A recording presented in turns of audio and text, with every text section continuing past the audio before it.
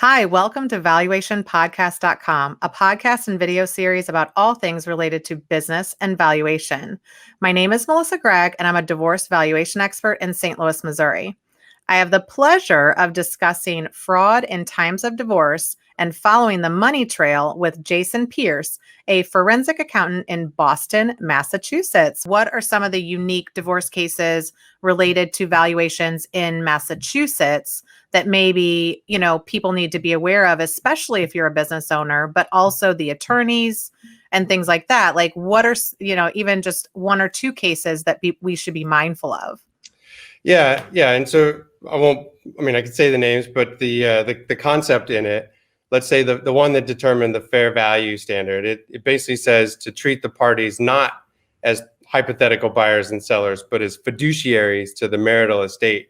And so it's just an interesting concept. It's almost like, the standards of value book where you've got fair market value over here and value to the holder. And then fair value is that stuff in the middle. It's the idea where it's fair to the parties.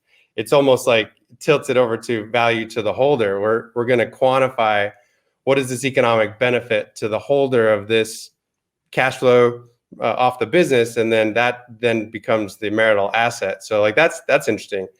There's there's one that deals with what is the burden of proof if you're going to retain earnings in the business. Think like if I've got just think like Joe the plumber kind of business. It's a job, but I just happen to have $1 million in the bank. Okay. How much do you need to have in the bank if you're not taking a salary? And so then it becomes the burden of proof on the business owner to say how much needs to be kept in the business. So there are some things like that.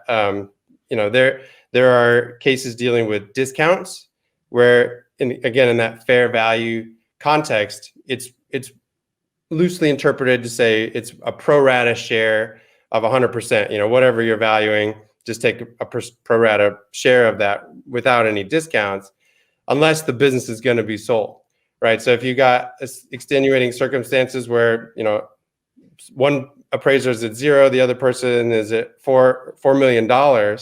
Okay, what's the judge going to do? Let's just sell it. If the parties don't want to go to court in like the times of pandemic and you're that far apart, what's the answer? Well, let's just sell that thing. And in that situation, okay, now we can take a discount because there is going to be a transaction. So. Yeah. And I mean, every single issue that you just brought up is treated differently in Missouri and treated differently in Illinois.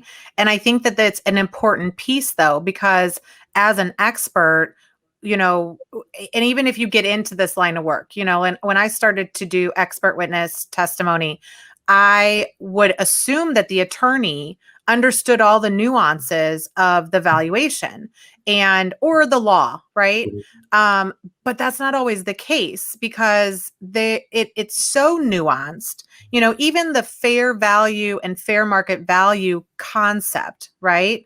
Traditionally in financial reporting or other kind of commercial litigation, fair market value includes discounts and fair value doesn't. Like, that's just a simple difference. Mm-hmm. But the reality is it's based on the definition and how it's defined in the state, not necessarily how it's defined in the valuation community. Right. And so then it kind of, you start to layer some complexities in there that are not really always known.